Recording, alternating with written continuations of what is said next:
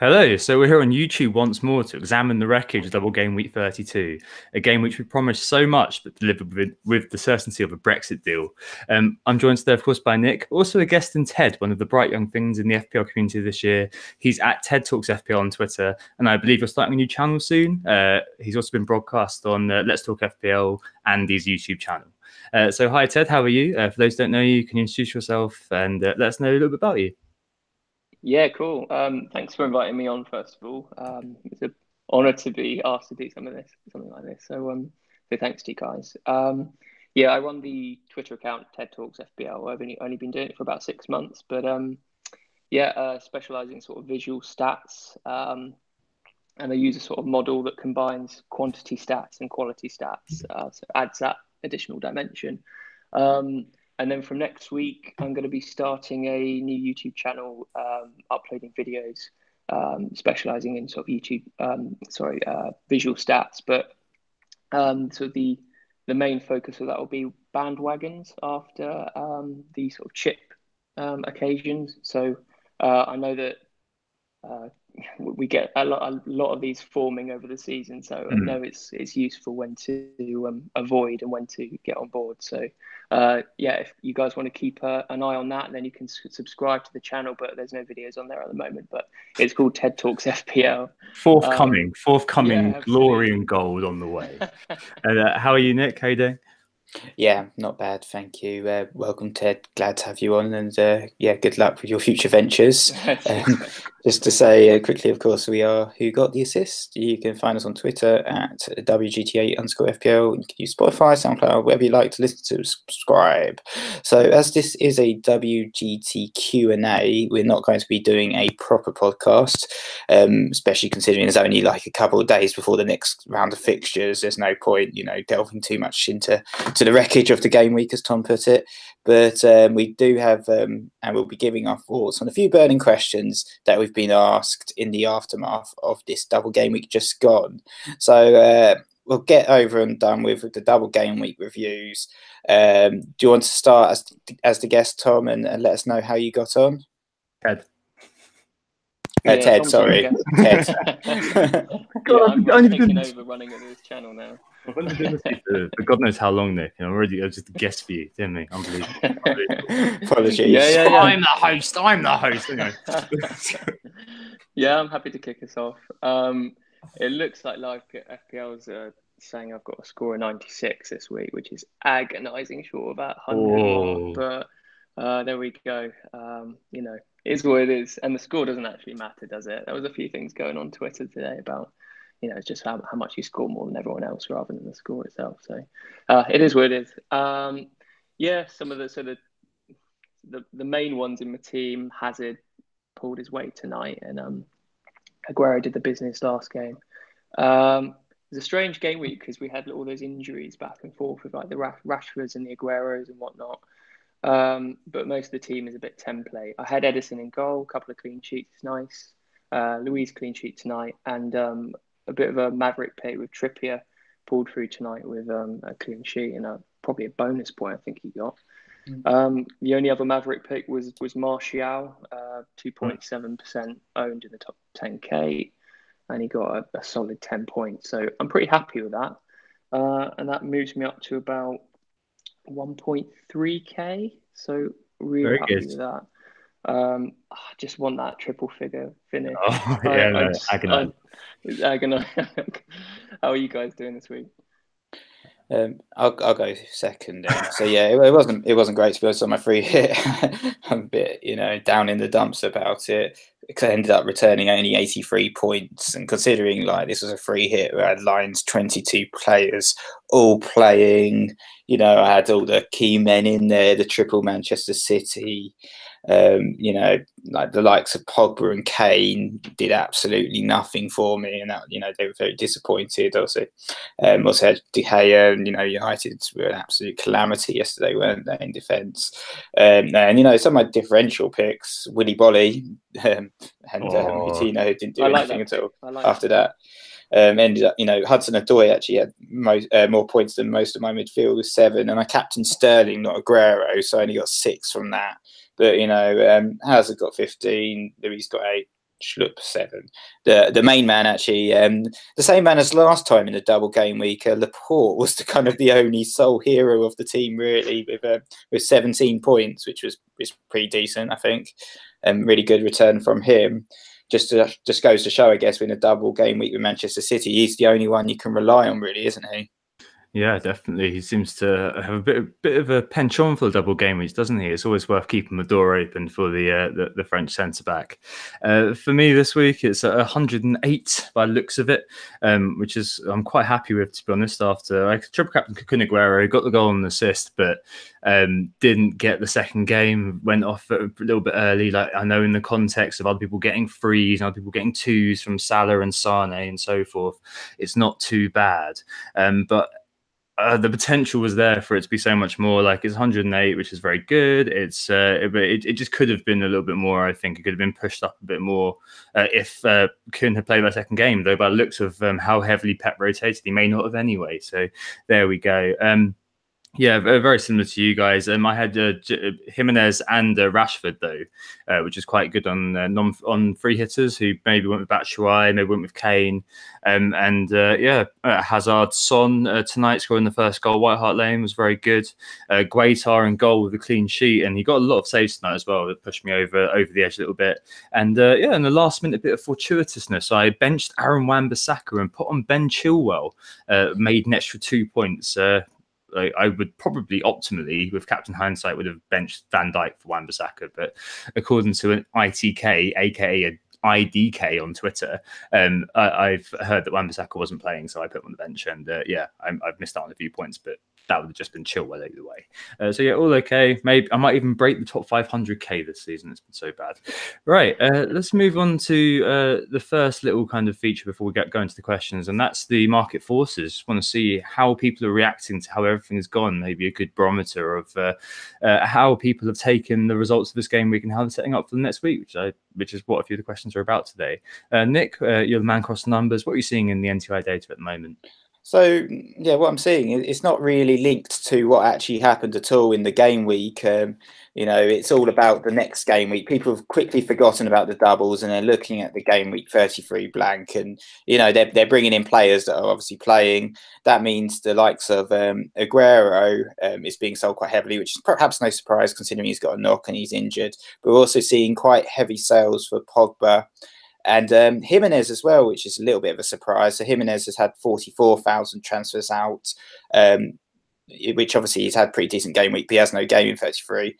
Pogba has had 68,000 transfers out, and we'll probably talk about it a bit later perhaps, but Pogba's been pretty bereft of form very recently. In the last sort of 6 game weeks, he's only got 1 assist and he's missed a penalty, and that's it. It's been pretty shocking. And Aguero, who's got a knock, has had over 80,000 transfers out, which is obviously people getting rid. Perhaps they'll be bringing him back in when they're wildcarding at 34. I don't know. But the people being brought in, it all seems to be quite premium, quite attacking players.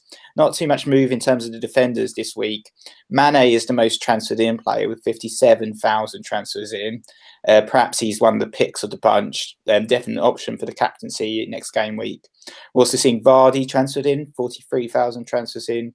Wilson with 32,000, Lacazette with also 32,000, and Aubameyang as well with 31,000 transfers in. So the Arsenal players are starting to get a bit of momentum in terms of the transfers in, and perhaps that's because obviously they've got a game in 33, but they've also got a double in 35, which makes them a really good pick for people who don't have their wild card or don't have a free hit to use now. Yeah, no, it certainly makes sense. And I guess that people are, as you say, proofing their way towards the future with those. I mean, Ted, is there any names there you're surprised about? I mean, we're selling Jimenez, for example, do you reckon that's something that people are being hasty about? Like, it just looks to me like people are either upgrading him, as Nick said, to an Arsenal asset, or maybe getting Wilson in. Yeah, definitely. I think the thing with Jimenez is if people got him in before the blanks and the doubles, there's so much value probably tied up in him that getting rid now seems ridiculous considering that he's got some pretty good fixtures after 33, and people will probably be bringing him in on a wild card in 34. So it seems like a strange decision to me. I guess if people do have a wild card in 34, sort of these market forces a bit of a strange one. People can do whatever they want, and then wildcard in 34, and it doesn't matter. So unless the team value is plummeting rapidly, then it seems like a bit of a free for all. But yeah, I suppose there are limited options this week in 33 with the blanks, with all of the 31 players coming back. But the only other team that probably going to draw attention is Arsenal players.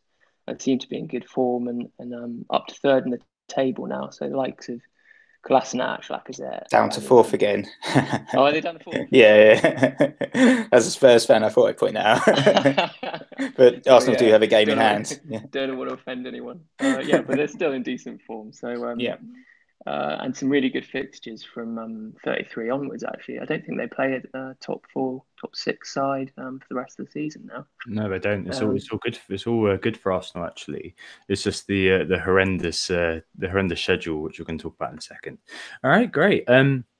Let's get stuck into the questions here on the guide for now, and we'll go through these, and then we'll put these into the pod, and then people on stream will answer a few questions after that. The first question is from our friend Neil Goops Gupta, who it's about United assets suck. Is there a case to go about any United assets for the foreseeable future, given the fixture pile up and with heads perhaps elsewhere? So Pogba to Real Madrid has been a story which has been doing the rounds recently as the transfer window rumour mill starts. United wise then, lads, what do we reckon? Well, Ted's so shocked he's off. Oh, there we are, he's back. So Nick, what do you reckon about United? Like, I guess you're maybe holding Pogba. Are you going to get him out this week and then maybe reconsider in 34 when you wild card? What's your plan there? So he's probably going to be on the bench in 33 anyway. I've already got 12 players playing, and I've got a lot of value tied up in him. So I want to just give it a little bit more time in terms of what I do with this guy, whether I decide to keep him on the wild card or whether I get rid. I mean, looking at Manchester United's fixtures, West Ham at home is a pretty decent fixture for 34. Then they've got that double game week, and it's not a great week at all for the double game week. Any of the sides, but Man U have Everton and Manchester City, which is pretty shoddy. But I still might think about covering at least one of their players for that. I'd like to think, and then Chelsea, obviously, really tough fixture as well, 36. But then they've got a couple of really nice fixtures just to finish off the season, Huddersfield and Cardiff, and it'll be good to have some cover for those games. I think like Pogba, he's the man that I've got at the moment in my actual team. Like I said, I'll be benching him, but I've got about £1 million tied up in value. I haven't really decided whether I'm going to keep him or not at the moment. I'm leaning towards keeping him because I keep a little bit too much faith in my players quite often. But he was on a really good vein of form. He's not overly expensive still. He's 8.9, but he's not as expensive as some of the other midfielders, and we know that he can return high points, and he's on penalties as well for United. And the last few game weeks have been a bit disappointing, but I'm still, I would just like to hold him perhaps a little bit longer and perhaps even keep him for the wild card. But, it's a 50-50, to be honest, at the moment for me. I get that. And I guess you got rid of Rashford already, right? So it's more of perhaps staying with Pogba, but not really expanding that any further. All right. Ted, what do you reckon? I guess the thing with Pogba is that he's going to play 90 minutes each game. And that's a major draw if there's another double game week, and what we've experienced here with all of this rotation. Recently, I suppose he has been playing a bit deeper with Matic out and whatnot, but Matic seems to did he play at the weekend? I think he might have been on the bench, wasn't he? I think he played one of them, didn't he? But yeah, still no attacking returns for Pogba. I think he's in a bit of a lull of form, so I think I'm on the fence with him as well. I don't actually have any value tied up in him, so getting him back on the wild card would be the option. But I'd be inclined not to go with the guy, actually. I think there's quite a few options for the 34 wild card without going for Pogba. So I'm not actually persuaded by Man United assets. Yes, they have a couple of nice fixtures towards the end, but that could probably be dealt with a couple of free transfers. Yeah, I'm not 100% totally swayed by the Man United assets. Totally, their back four as well. They're pretty leaky actually as a force. I think I posted some clean sheet potential up before this double game week. and they were in the midst of the other teams playing, so they weren't winning anything special. So yeah, not 100% about their whole force. Maybe Rashford, but yeah, looking at Pogba's sort of underlying stats, I think in the last 6 game weeks he's really sort of dropped off the wall in terms of data. I think he's actually only had 10 goal attempts in the last 6, which is matching the likes of Isaac Hayden, which is pretty damn poor, to be honest, considering he was almost like catching up with Salah in terms of overall goal attempts for the season. So his form has clearly dropped. I know they had this new manager bounce with Ole Gunnar Solskjaer, but it seems like Pogba's suddenly, his agent's talking about this hint of him moving again in the summer to Real Madrid, and maybe he's getting uncomfortable. Maybe things aren't as rosy as they were, and he seems to be one of those players that only really plays when he wants to. And I don't know what's happened, but it seems like he's definitely dropped form. It is a bit concerning as a Pogba owner. Yeah, definitely. Like the creative data as well. He's only created 9 chances in the last 6, which is not that great either. You're along such luminaries as Isaac Hayden and N'Golo Kante down there. So yeah, it's not looking particularly good for Pogba. However, I guess I'm going to be keeping hold of him. I'm on wildcard this week, big reveal, and I'm not going to be revealing it until after the deadline, just because I just don't want to be messed up by people telling me what's best. But with Pogba, keeping hold of him, I got him in for 8.1. He's on penalties, he's explosive. He's got West Ham in 34. West Ham are so on the beach, they're in their flip-flops under a cabana ordering a mojito at the moment, aren't they? So and their defence has been diabolical over the last few.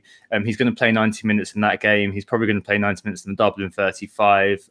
Versus Wolves, like watching him as a football mind, you're thinking, yeah, okay, this guy is really not really with it at the moment. But from an FPL point of view, he could have got 2 assists very early in the second half. It was poor finishing by McTominay, who could have got brace and Kaku. And there's still going to be the mantle of responsibility on him throughout the end of the season. I think just because of how important he is and how important he is to the team for me, he's just worth keeping hold of. I understand that if you are looking to get rid of him for a 33 asset, and that's a perfect way of doing it, you prefer to keep hold of Raheem Sterling, for example, then that's a good idea. If you don't have any value tied up in him like you don't, Ted, that's perfectly logical to get rid of him and then reassess. I mean, Martial could emerge as a great option for 34. But yeah, I don't know. I think that there's definitely a case for keeping hold. I think that he does have the quality if he does, fancy it, if he does turn it on to actually produce something. So for me, I'm going to keep hold of him. But yeah, it's definitely tough. And I think Man United in general, one you would be monitoring, and I think probably one where you'd be reluctant to double up. As you said, Ted, the defence is just not worth your time. But going forward, they have, for example, had the second most big chances amongst any attack over the last 6. So there's still the stats there to suggest that someone's going to score. It's just who's going to score, which might be the problem. And Pogba will probably be the man who's going to play those games. It's just hoping that a Matic type is going to act as a platform for him, and he's going to play a bit further forward than he has been. Yeah, I mean, do you reckon that's okay? Is it okay to say, or do you think it's me being a bit fanciful?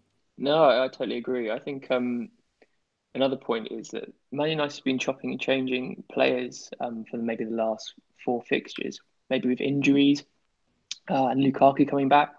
And since Solskjaer took over, their form was absolutely scintillating, but they kept largely the same team each week. So Rashford, Pogba, the likes of Matic. I don't think Sanchez played. I'm not sure Martial played that often.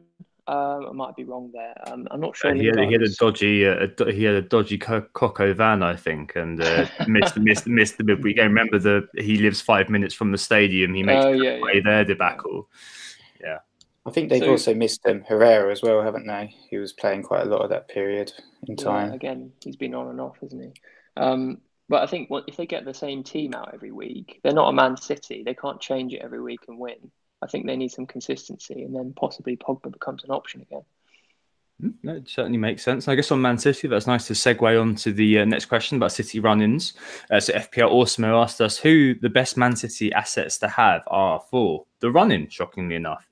So we've seen, obviously, over this double game week that perhaps the TLDR of all of this is that look at your Man City player as a single game week player because they've got the strength and depth to literally change pretty much everything unless you own Laporte or Edison. But yeah, it's certainly an interesting question. I think with game week 34, they're away to Crystal Palace, which may be a fixture you want something in maybe. And in 35, they've got Tottenham and Man United, which isn't the best of double game weeks, to put it lightly.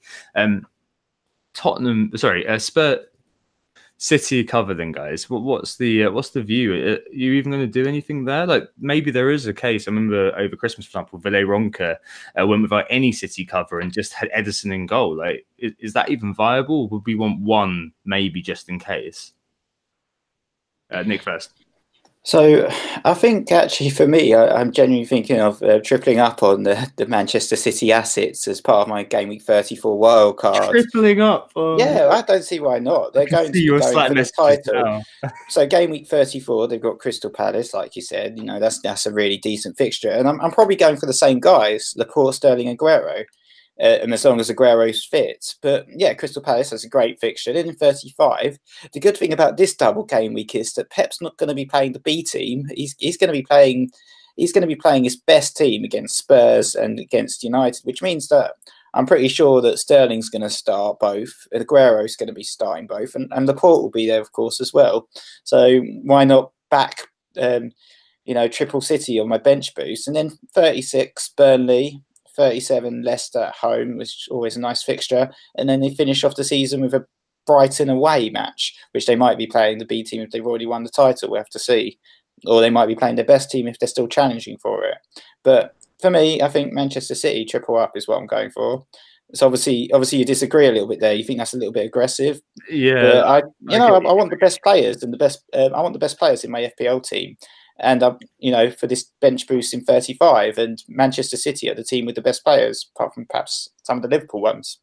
I get you. And I often parody, don't I? People going, rotation, it's all going to kick off.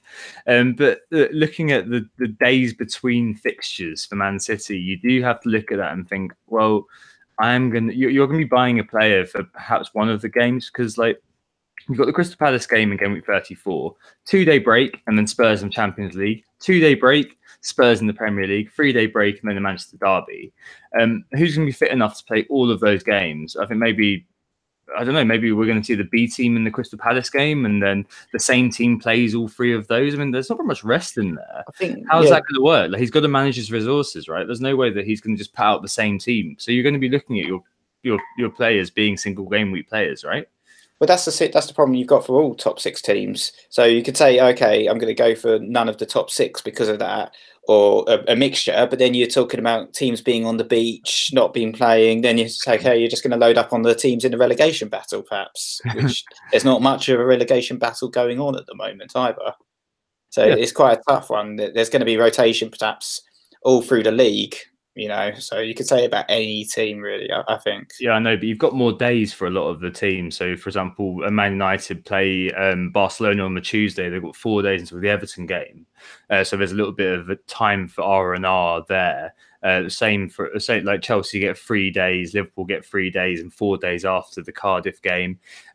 So it's going to be maybe that time, and maybe the nub of the issue is like how worried we are about these kinds of gaps between fixtures, because I mean there are going to be people who play 90 minutes, there are people going to play 150 minutes. Like, Ted, what do you reckon here? Like, am I over worrying about this? And is Nick right just to be saying, right, the players are the key? It's not so much worrying about the calendar; it's just about focusing on that, and whatever happens outside of what my control.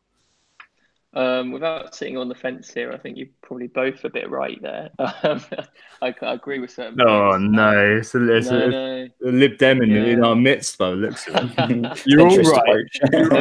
No comment. You're all right. Yeah.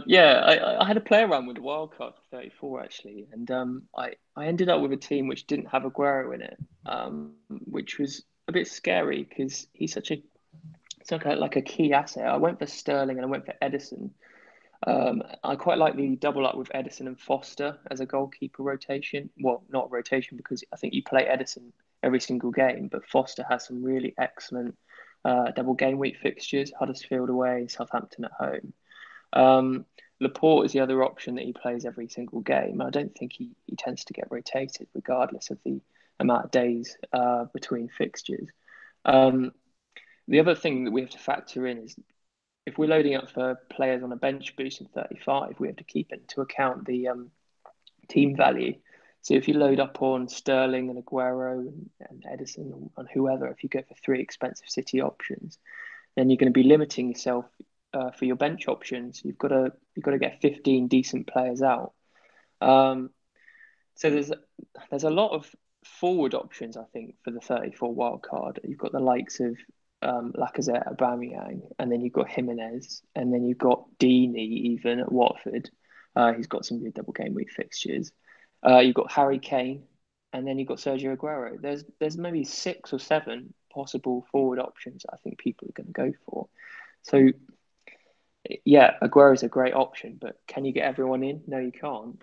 So I guess it's just balancing the priorities really, and making decent picks that you think people will play every week. And I do get your point, Tom, about the rotation. At the end of the day, we can't second guess Pep. We can't second guess him. He's going to play whatever team he wants on any day. So if you're willing to take that gamble and invest in the best team in the league, then that's the strategy you go with. Otherwise, I'd avoid and go with people you know are definitely going to play. But it's just that gamble. It's another strategy decision we all have to make, isn't it?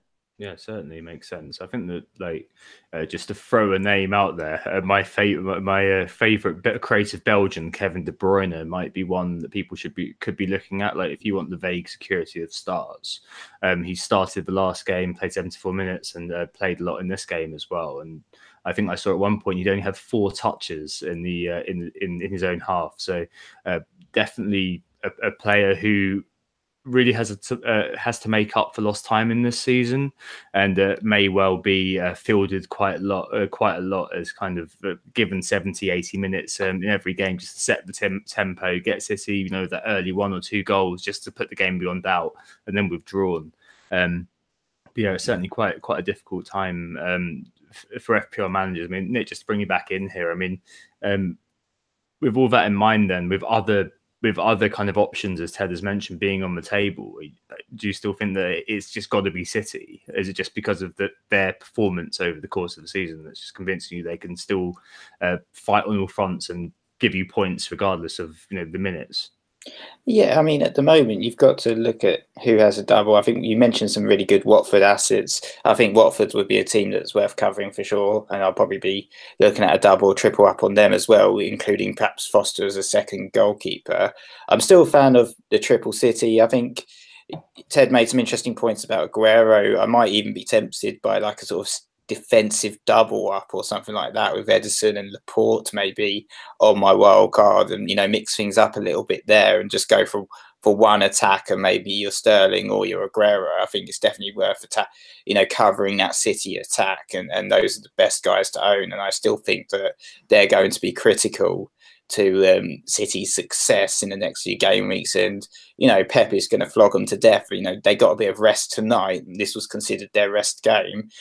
Who knows if they'll be playing in the FA Cup semi-final or not? Aguero definitely probably won't be because he's injured still.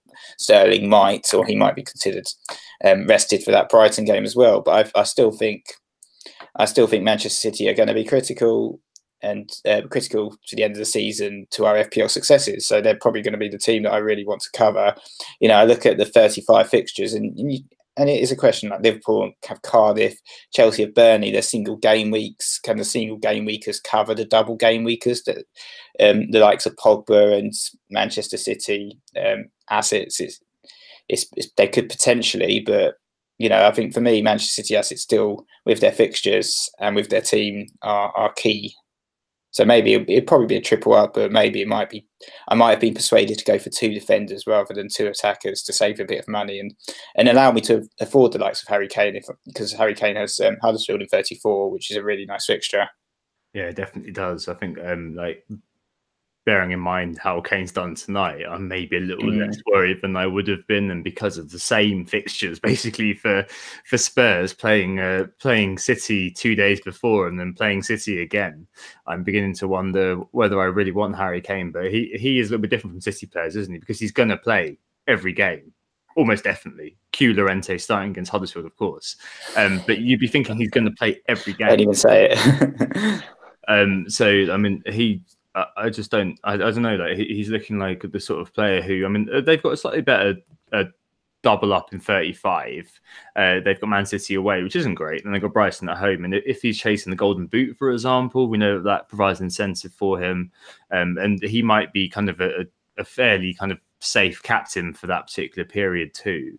It's just so difficult, that 35 double game week, isn't it? I mean, that's why I'm kind of looking at in my wildcard, for example, having a core of Liverpool players because they're away at Cardiff, and there's also that Fulham, Bournemouth have Fulham at home, so you can feasibly create a decent single out of a decent single game week bench for that double game week kind of thing, just because of how difficult a lot of the doubles are. Like, they're not worth going overboard over. It's just that Watford kind of double that's pretty good, doesn't it? Ted, what do you reckon to that? What do you reckon to Harry Kane, particularly towards the end of the season? And I'm digressing a little bit from the question, but worth covering quickly, isn't it?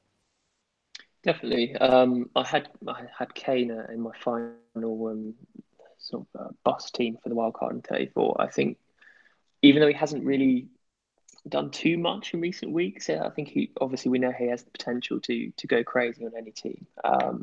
And with people settling down after the international break, Son coming back and scoring tonight, that's going to give him a huge amount of confidence. And we know that he links well with Kane. With those two up at the top, playing in game and game and out, then I think certainly Huddersfield have got a difficult game there. And even though they've got Man City away in the double, they could feasibly snatch a goal there, and Brighton at home is a really good fixture. So I think for me, I'd be tempted to even double up on a Tottenham attack until the end of the season. Maybe so Son and a Kane. Yeah, I'm not 100% on the defence though. I don't think I would touch that.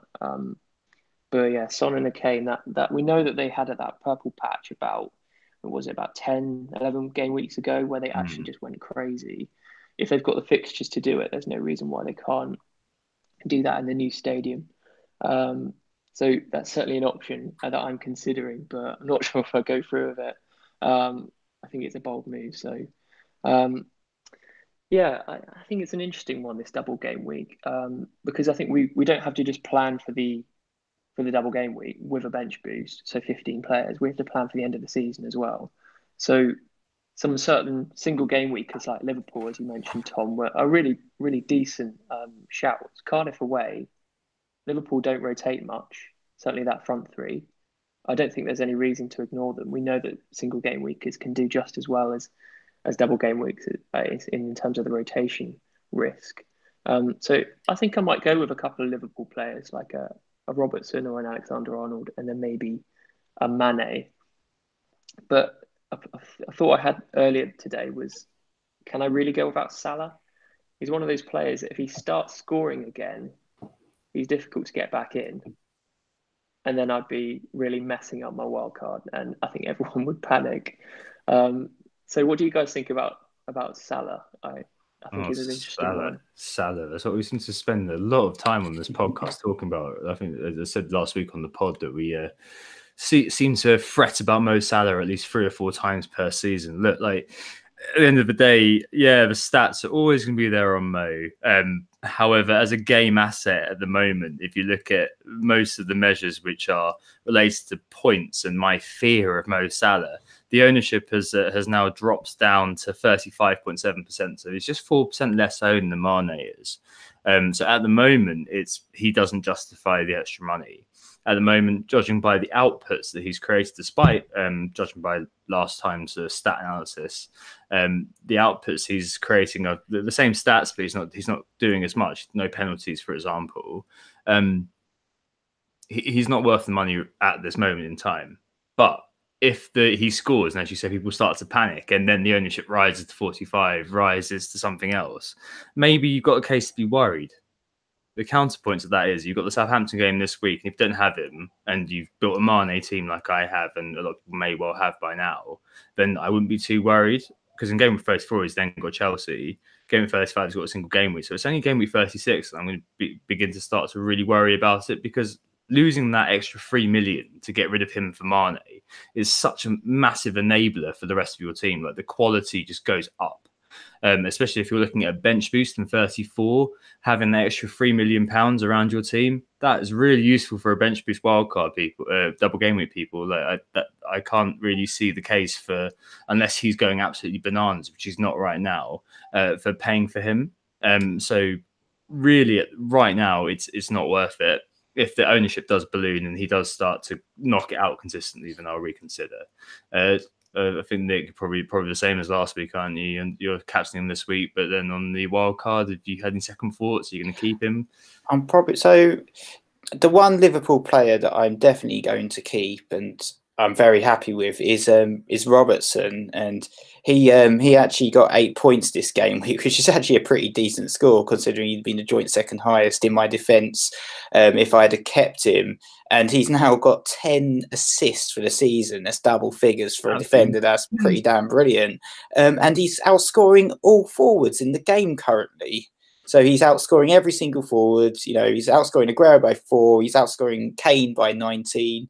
Oh, there's only 4 players in the game that are outscoring him. Mane is one of them, but Mane is only outscoring him by 9 points. And I think, you know, just Robertson, I've had him since the beginning of the season. He's perhaps the only person that's like never let me down, always been by my side. And this week I decided to get rid of him for my free hit, and maybe I should have just kept him in there, to be honest, you know, because he contributed something more than 4/5 of my midfield anyway. But yeah, no. So I'm a bit of a Robertson fanboy, as you can tell. So he's definitely staying. But I don't know about Mane and Salah on the wild card, because I've talked about the City players. I've talked about Harry Kane.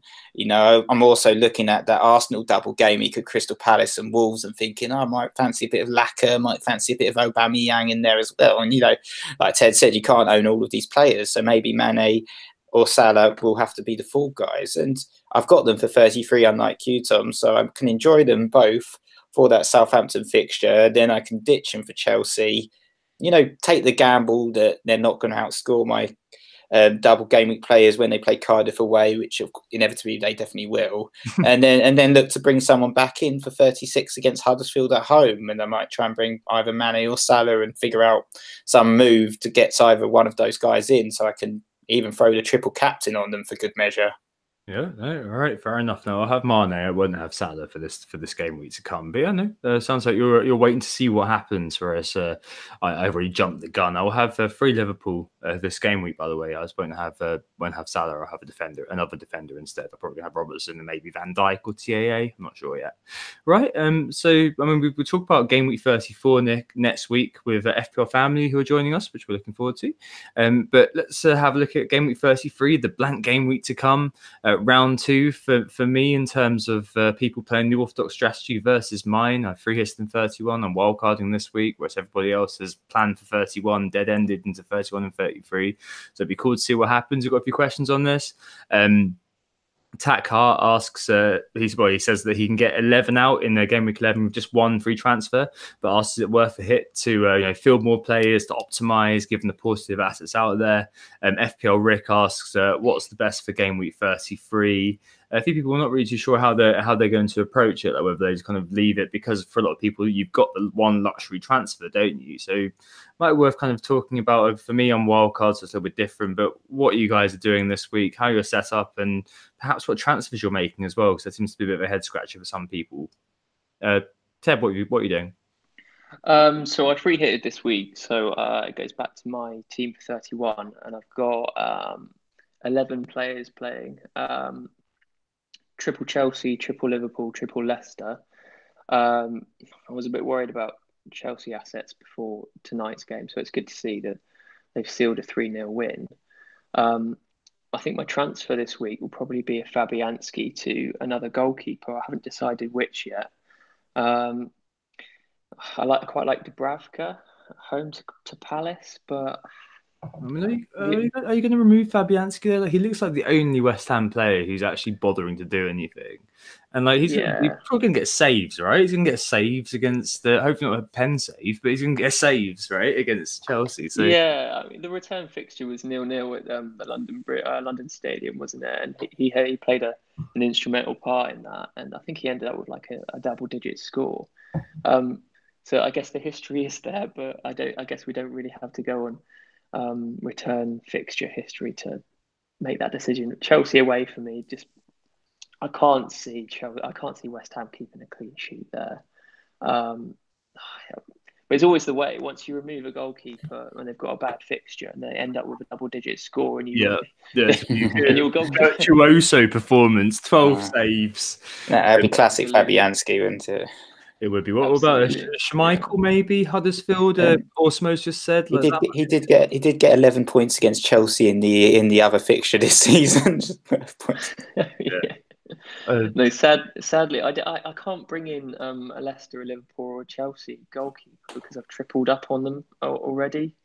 So the likes of Bournemouth against Burnley at home, but Boric seems to lost his place to Begovic like in the last game week. So I don't know what that was about. Whether it was just an international break rotation thing, but it slightly puts me off bringing in a Bournemouth goalkeeper now. So the only other options were Heaton away to Bournemouth, but that doesn't seem like a great fixture. Dubravka home to Palace, Guita, however we pronounce that, against Newcastle. Guitar, yeah. Who else? Is anyone else? That's it. I mean, it's Leno. I've got Leno in goal this week. I have Jay. Yeah, good old Jay Leno with his massive chin. That's bound to save a goal. It sounds like such a boring. Forgive me, but it sounds like such a boring move. Like, surely you can do anything. Like, it's better. Surely it's just better. You're better off keeping. Chris Osmo just said that. You're better off keeping Fabianski than getting Pickford or Jay Leno in. Like, Pickford's just going to have a fracas, isn't he? And Leno's just he's just going to fluff something, isn't he? He's the Arsenal goalkeeper after all. Like, surely you've got something else you can do. I'm quite happy with my team, to be honest. I've got it's Fabianski in goal, and then David Luiz, Robertson, and Pereira. Hazard, Salah, Mane, Maddison, Higuain, Rondon, Vardy. So dad bod. Surely it must be. Yeah. Putting Wilson for Higgy, maybe. Yeah, must have a chopping block. Like Higuain to Lacazette or something, maybe. Yeah. Yeah, I mean, FPL Stag asked us earlier, is Higuain in form or overperforming? I think with tongue wedged firmly in cheek. Like, it's just nothing there, was there, in the first game against Cardiff, and tonight he's been dropped. So surely that must be one that you must be thinking, oh, I could get something out of that. I'm a bit invested in Higuain because I brought him in for 31 and I kept him for 32 free hit, and now I've got him back for 33. It seems like I've invested quite a lot of time in Higuain, and he's got to come through at some point for me. Otherwise, I just feel like he's a massive wasted pick. And the reason I brought him in is because his stats, his quantity stats, the number of shots he's had was pretty good. He does shoot actually quite far away from the goal, but it's just shots, isn't it? Like, he's been showing up, I think, on the stats for quite a while. So a lot of people have been going, "Oh, look, he's got X amount of shots." But if you watch them play, like, the shots are just like it's like kind of a Dusan's Tadic or like a level stats, isn't it? Where you look at it and think, "Oh, yeah, that's great." Look at the XG, and you're just like, nah, "Yeah, absolutely, I'm not interested in that." He sort of takes the ball at the edge of the box and then swivels and then shoots from the edge of the box, which isn't great. So for a centre forward, you'd want someone to possibly get a bit closer to goal. But then the likes of Azpilicueta, like swinging those balls into the box like he did for Morata, seems like ages ago. Then maybe Higuain can pick that role back up. But I mean, Giroud's doing really well. I think he's going to challenge his place for Higuain now. I wouldn't be surprised. Like, one of the top 3 goal scorers in French history. Don't forget that. Very World Cup winner. Very beautiful as a man, of course. Nick, what do you reckon to this then? What's your week looking like? How are you going to be approaching this game week 33 blank? Are you worried about it? You must have 11, right? So I've actually got 12 men at the moment. So, I'm in good shape for it. Not that it's going to do my game week any good, of course. But, I'm looking at Arnautovic as potentially being my transfer.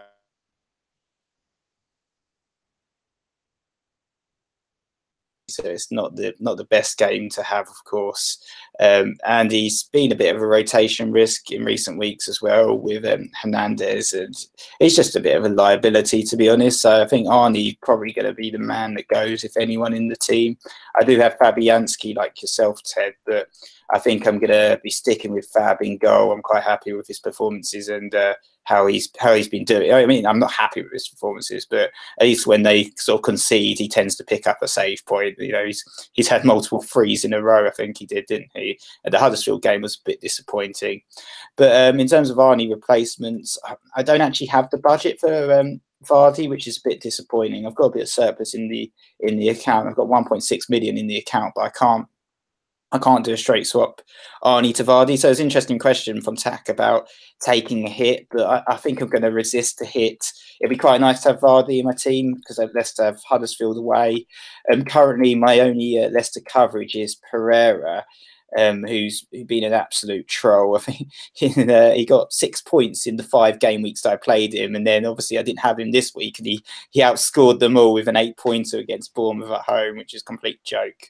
But of course, it means a 0 pointers imminent against Huddersfield.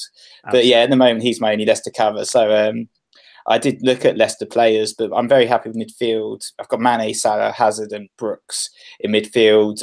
Pogba's the 5th man that, like I mentioned, I've got a lot of value tied up in, so I'm not really looking to sell. And then up front, I've got Arnie, Barnes, and King, and Barnes and King are actually playing each other, Bournemouth, Burnley. So I'm probably going to keep both of those, hoping that at least one of them scores in that fixture. And then Arnie's the man, like I said, the extra man that goes. But in terms of replacements, it is a bit. There's not much. It's a bit slim pickings. As I mentioned, I can't afford Vardy. So there's a couple of options, I guess. And one's Wilson, which I think he's a really good pick. But I've already got Brooks and King. I'm not sure if I want to triple up in the Bournemouth attack. Seems a little bit aggressive. And the other option that I was thinking about, which would entertain you, Tom, is Salomon Rondon. I'm on the Rondon. You're back on the Rondon wagon. So I am. He's got Chris Paris, and yeah, he's been doing really well actually in recent weeks. 3 goals and 1 assist and 2 assists in the last 6. Some really decent returns, and his underlying stats have been pretty good as well. He's been top of the shots on target metrics for the last few game weeks. So top shots in the box as well. 18 shots, and at 5.9, you've got to be looking at him and thinking, yeah, all right, that's a decent pick. Crystal Palace, they're defensively solid against teams around them, but who knows? I think Newcastle are they've probably got one big performance left in them. Let's be fair. And I think that they're not quite safe yet. 35 points. So they've still got to win at least 1 more before they can rest easy. Probably 2 before they can be absolutely safe. But I think that home game against Crystal Palace may well be the sort of game where they do okay. And Palace themselves are on 36, so they're by no means on the beach quite now. But yeah, no, I'm quite behind. I think I think that game's going to be really interesting because I think Newcastle's record is they've won their last 5 at home, and Palace have won like 5 of their last 6 away games or something. So something's got to give there, and I think both they're not near the drop, but they're 1 more win's going to seal absolute certainty to remain in the Premier League next season. So I think that's going to be a bit of a tight one, but I do fancy Newcastle at home. Yeah, I do as well. I like that. I like that because it's a beatable team. You know what the kind of support they have at home, and this weekend against Arsenal, I don't think they'd have harboured any serious hopes of winning that game. But they must be looking at the Crystal Palace game and thinking, yeah, this is a game we can win. Yeah, we're going to probably go for it. I think like Rondon has definitely been benefited by Almiron hanging out, making space, getting the ball through to him. That's the kind of creative player he is, and it's definitely transformed him a little bit. Nick, what do you reckon there? Yeah, I think definitely Almiron has really improved that Newcastle team. They seem in good form. They're performing well, and Rondon is. I think he's not actually a player, isn't he? He's on loan. They definitely should look to sign him in the summer, and hopefully Mike Ashley will open those purse strings rather than trying to buy half the high street. But we'll have to see on that one. Yeah, no, it makes sense. All right, let's move on to the final question, which is aptly about captaincy. Captaincy, what's that? Captaincy. Jerome Hughes just asked in the chat, and it's probably a nice segue on to the end of the pod. We'll ask get some questions from the chat after that. Who should be captain? Should we buy Hazard, for example, in for a hit? Should we buy Mane? Should we be looking at Salah and defaulting to him? It's quite a difficult game week, this one coming up. I think that a lot of people may have sold on Hazard now. A lot of people may have sold on Salah now, given the drop in ownership there. So perhaps not as clear as it might have been otherwise a few weeks ago. What are you guys thinking for captain? Have you got any kind of solid opinions yet? For me personally, I'm still back and forth amongst a lot of options. Nick, are you on Salah this week? On your man? So at the moment, yeah, the captaincy is on Mo. He is turning out to look like a little bit of a differential now that so many people have sold in him, and people can't bring him in. I've got Salah, Mane, Hazard. They're obviously the free picks, the free choices out there. And I think Hazard definitely has made his case for being the captain this game week, though. He didn't start against Cardiff. He got an 11 pointer against Brighton. He's definitely got that potential, but I can't bring myself to captain him personally. I think it's always going to end badly. So I think between Mane and Salah, I think Salah, he's the premium asset. He's the one who's actually, they're both now competing sort of for the Golden Boot, but he's like the leading goal scorer, and I think he'd be the best pick, and he probably is a little bit of a differential now that so many people have sold him. The likes of yourself, Tom, you're not going to have him. So I think he does. If you own him, it's worth captaining, I think, personally. Default to Salah definitely makes sense. I feel like I keep Freudian slipping who my captain is. But before we go into that, Ted, what are you thinking about this week? I know you do a lot of infographics around team performance in terms of over and under indexing on the stats that they're producing. What's that thrown up, and any kind of wayward thoughts there, or are you defaulting to Salah like Nick is? No, funnily enough, my current captaincy is set on Hazard, actually, in my bus team, which goes against quite a lot what my stats say. So you mentioned the under overperforming stuff. Hazard for me is a serial underperformer for the class of player that he is, and the reason for that is his quality of shot each time is considerably lower than his counterparts like Salah and Mane. Which means every shot that he has is less likely to go in. He's a very frustrating player to own. He definitely is quite frustrating. I don't know that. Yeah, Nick, I'm sure Nick has never commented on this, nor called him Mr. Poopy Bumhole. Poopy Butthole. Sorry, I only apologise. He definitely is quite frustrating. But that's what you mean though. Like, does that lead anywhere? Like, do you think that that's worth it? Because it's one of those weeks, isn't it, where there's no clear option, right, Ted? Oh, I think he's completely disconnected there. Have we lost him? I think so. He unless he's smiling and thought that my jokes were you got him paused in a happy Ted. A happy moment. He's just met the mother. Right. Right. Well, this week is quite a tough one. I looked through the FS data on each of these guys, and none of them are any good, are they? I mean, this was obviously before tonight, so I think Hazard is probably looking a little bit better now. But over the last 4 game weeks, Hazard was actually overperforming in terms of his XGI. He'd only had 6 attempts, which is not particularly good. Mane's had 4 shots in his last 4 away games. Again, not particularly good. Vardy has had just 6 attempts in his last games away from home. Again, not particularly good. It's a bit of a lucky dip. Like with Vardy, Huddersfield, I can get that. Like if Huddersfield completely given up, you may be thinking, I'm just going to go for that. If with Mane, it feels like a bit of a default. Salah's obviously doing a little bit better, and he's got 5 returns in 3 against Southampton, so I think that's a worthy default for a lot of people. But it's that kind of time when you'd be looking, for example, at England's Josh King. Like if Southgate's around, like maybe he'll be playing up for the cameras. Who knows? But very decent home records. He's been performing pretty well. Creativity stats actually quite right up there. But given the paucity of a standout option. Sometimes it is about the opposition perhaps being more interesting, how bad the defence is that they're going to come up against. So West Ham, for example, were third for shots on target conceded over the last 6.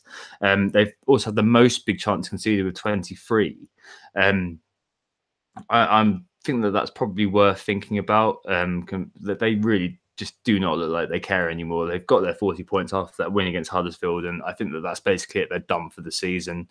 Huddersfield have conceded the most shots in the box, 4th on target, so maybe we push towards Vardy. And Burnley are actually looking quite strong, so maybe you would not be looking at the likes of Josh King. But yeah, maybe it is a case of looking at West Ham and Huddersfield as how bad they are. That will help you dictate your options, because Southampton actually look pretty solid if you look at the opposition stats, and it feels like one of those games that maybe is going to be decided by 1 goal, maybe, Nick. I mean, Salah does do pretty well in that sort of situation, doesn't he? Remember, there's been countless times where he's just nicked the one, and I think against Southampton last year he came off the bench, didn't he, and got a brace. So I guess you're going to be looking at perhaps Liverpool just showing their class more than the actual data showing you very much.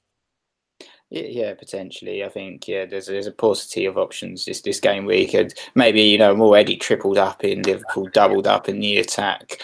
Those defensive stats you just mentioned are making me second guess myself and my decision there a little bit. Though I probably won't change my mind. I think, like I said, Mr. PB perhaps is maybe the best pick out of the bunch. Even maybe you can go for an Uber differential like Dad Bod and just go and captain him after all those shots on target stats you mentioned about West Ham conceding.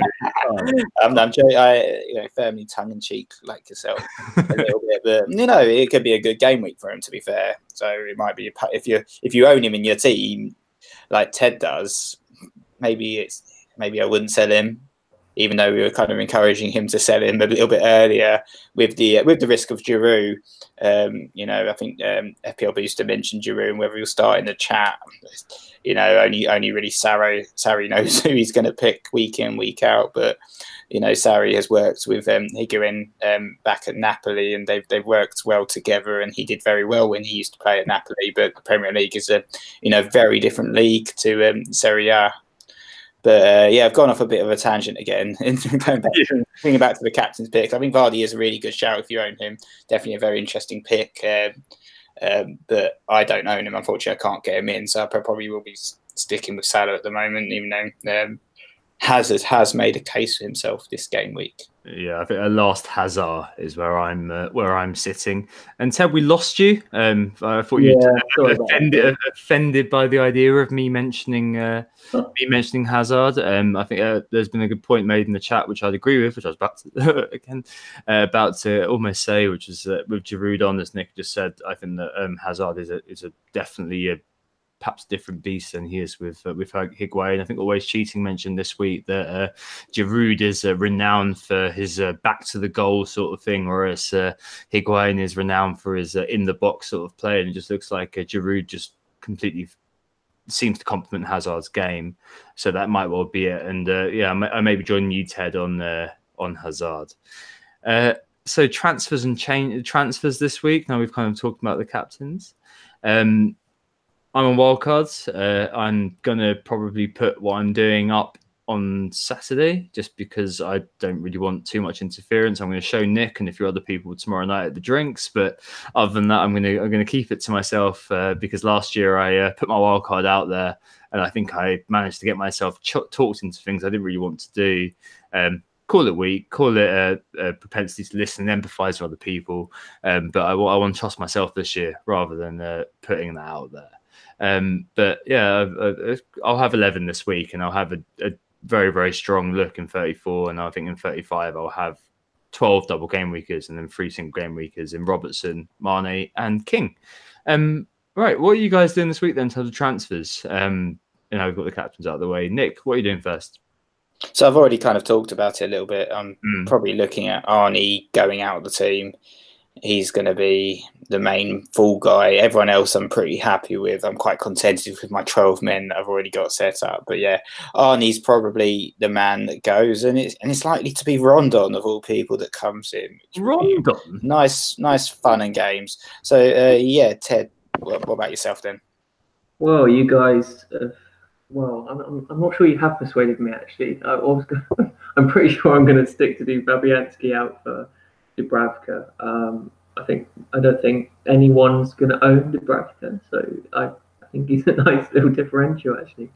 Um, I, I'm not sure. I think I might persist one more game with Higuain, but I think that maybe like a gambler's fallacy of just betting one more time on this hopeless individual that I'm going to end up regretting. So yeah, goalkeeper change then perhaps, but we'll see on Friday by the sounds of it. Yeah. All right. So I'm going to close off the pod bit now of this, and this will be cut into a little podcast for people who weren't able to join us. Well, just to remind everybody who we are.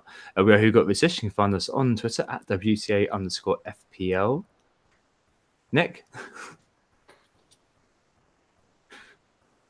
And our league code is 516-441.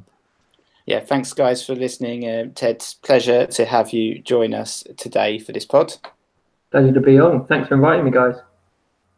Cool. We'll be back next week with Lee and Sam from FPL Family. So it'll be a bit of a mashup to talk about wildcard strategies and how to do on the blank. But yeah, Ted is at TedTalksFPL. But in the meantime, I hope to assist you, and we'll speak to you soon. Cheers, guys. Thank you for listening. Yeah. Cool. Right. Okay. Chat people. Do you have any questions? Just because we want to end up this, just before we end up that little bit of the pod. Any questions from the chat that you want us to talk about while we're here, or should we just bugger off now? Yeah, sorry about this. My sound's probably terrible. I switched over to my ancient 2002 laptop that has like 120p video face cam or something. I don't know. Yeah, you need to invest in some earphones or something like that, I think. Well, yeah, I did, but the phone's died, so there we go. No. Rudimentary setup error. Yeah, no, you need to get that plugged in when you're sitting there. All right. So a few questions from the chat. Then the first one is we've mentioned Dad Bod already. I just love that from Always Shooting. I really do. That's just a perfect summation of Higuain. FO Booster says, keep Higuain or sell. Like, what do you reckon there, guys? Like, I really think Giroud's made a good case. And I really think that he's probably going to be playing against West Ham because there's such a long break now as well until the next game. I really fancy Higuain to stay out of the team. Well, to be honest, I haven't watched Match of the Day, but yeah, I have to see how he performed and whether he was sort of key to the goals. Giroud, for me, I still think Higgy's a hold. If you own him, I think he's worth just holding. I wouldn't be bringing him in, but you know they've got that quite a nice home fixture against West Ham, and I'm sure other people probably have bigger issues in their team to sort out. So, you know, I'd perhaps focus on other areas within the team. I mean, that's my personal opinion anyway. Yeah, that's what I like to hear, Nick. I think I'm going to hold on for one more game. Oh, it feels like the Mitrovic syndrome again. Remember when Nick, I remember, kept him for the Huddersfield game. He's like, yeah, come on, he's got to do it. But I mean, a few people in the chat, for example, have mentioned, you know, Stephen Lyons just mentioned Alba, Mahmoud's just mentioned Vardy and Lacazette. Like, there's so many options. Like, and Higuain being Higuain, you've got to be thinking about it and thinking, well, he just doesn't look like he's got that kind of zing about him, does he? Like, he's taking shots, as Ted just said. He's not doing what you want him to be doing. Like, it doesn't look like there's any conviction behind it. He's lacking that kind of ineffable little bit of form, I think, and it's just something that I'd be really worried about. I mean, I've said all this and he scores, obviously, but it just doesn't feel like, to me, like he's worth your time at the moment. If you've got Hazard, that's enough. Yeah, maybe. I think, obviously, yeah, like you said, people mentioning some other people in the chat, and Mahmoud Hagazzi said, would you have Vardy or Lacazette? Perhaps they are better picks in the long run than Higuain, especially if you're not wildcarding in the short term. I think, yeah, Lacazette could be a really decent differential pick over the next few game weeks, and Vardy has Huddersfield, so if you can do a straight swap for Higuain and Vardy, then you know that is a pretty decent move. But yeah, I guess it depends on the rest of your team and what else needs sorting. Do you guys like Vardy as a captain pick this week? I don't. Like, I've seen a few people who have said, "Oh yeah, he really is like looking good," and like his data for the last 4 hasn't been very good away from home. That's definitely true. But it's Huddersfield is the other side of the coin. It's like sometimes when you say, for example, Salah is terrible. Mane is terrible away from home, is what was going around last week in the free hit. But it's Fulham was the counterpoint there. With Vardy and Huddersfield, you've got to be thinking that Vardy's going to be in full scavenger mode because Huddersfield are going to defend deep. And that would be my main worry there. I'm not sure I can quite put the armband on him. He feels like he's in the Hazard category of player to me that you just kind of have him and hope he performs. Yeah, absolutely. I've been there and tried for the captain. It's just not worked before. I don't know. That's such a personal preference. I could completely get behind why you put the armband on him. I just wouldn't do it myself. I think there's an element of people being scared to put the captain on someone who's worth less than 10 million. It's that budget fallacy of people always captaining Salah because he's the most expensive player in the game, but it's not necessarily the best option. So I don't know. I'm in a bit of a pickle, I think, this week with captaincy. I'm not sure if I'll stick with Hazard. I really don't know. Yeah. All right. So FPL Nick has asked us which Arsenal assets are on the radar, and you just mentioned, Nick, that Lacazette is an interesting option. I think with Arsenal, it's always Aubameyang, it's always Lacazette, and then beyond that, Kolasinac, definitely. Leno is a body on the field with Czech playing in the Europa League. But apart from that, like, it really is down to those 4 guys. I mean, if Ramsey was fit and he probably wasn't leaving, you'd be thinking maybe him. Mkhitaryan, FPL's favourite. Don't know. Any Arsenal guys on the radar for you two? Yeah, I had a look at the midfielders today, actually. Last 6 game weeks, I think there's like six options, and they all started like 3 or 4 matches. So it just goes to show that every one of them is being rotated, subbed on, subbed off. It's just some absolute minefield in the Arsenal midfield about whether they'll play or not, and it's not even a double game week. So I think everyone just stay away from the midfield. But doubling up on Aubameyang and Lacazette is a bit of a task as well. Seems like too many eggs in one basket. You'd never do that, would you? No. So for me, it's going to be Kolasinac, and I think Lacazette's in decent form. I don't think he's going to get dropped. So I think Lacazette and Kolasinac for me. At least with Kolasinac, he's got some real attacking threat. I wouldn't really trust sole Arsenal defender just for keeping clean sheets. Yeah, I really like Kolasinac as a pick. He seems nailed on. He's actually playing alongside his sort of rival for the position in Monreal at the moment, and yeah, he's only missed 1 game since game week 18. So I think he, in terms of my wildcard, he's definitely a player that I have been considering as part of that draft at only 5.0 with the Arsenal fixtures. He wouldn't be someone for this game week, but I definitely think he is a player that you do need to look at if you are wildcarding. And worth considering. I think in the midfield, you mentioned Ramsey. I think he's probably the best pick of them all. But obviously, he's got a knock. He's leaving. He still seems like the best player in that midfield. It seems shocking, really, that they're selling him. But outside of Ramsey, Mkhitaryan, he seems quite mercurial. Like you said, Ted, about the rotation midfield, it is a minefield. Mkhitaryan's only played 6 minutes over the last 2 games. Iwobi gets rotated a lot. He's very cheap, which is quite nice, but he is very sort of on and off. Never really hit that form that we've hoped he would achieve. And then Oates is very expensive, and also another player that who knows what's going on with him with the club. Seems to be back in favour at the moment, but how long for? Yeah, so I think never know, do you? That's the problem. All right, well, I'll take one more question. What's it going to be? Let's have a look. So there's a few questions around the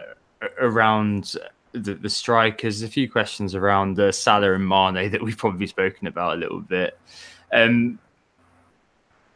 what kind of hit do you think that people should be taking this week? I guess is the final kind of question. Like, do you even think it's worth taking a hit? Like, if you've got 10 men and you're planning to wild card next week, would you take the -4 to get up to 11, or would you just leave it as it is? I suppose it's a bit of a strange one because the blanks and the doubles, the first bits this season and last season have been distinctly underwhelming. So for me, it's like if you think it's going to be exactly the same this week, then I wouldn't bother taking a hit. But you never know; it could absolutely explode. It could be 100-point game week in a blank game week, and if you'd taken a hit, you'd have maybe got 20 more points. It's just, you can't call it. If you want 11 decent players out there, then take the hit. But no, okay. if it's going to follow the same pattern as recent double game weeks and blank game weeks, then I wouldn't bother because 2 points here or there isn't going to make a difference. It's not worth taking the risk. It was rubbish from the last one. All right, Nick, just to end the pod then, worth taking a hit this week?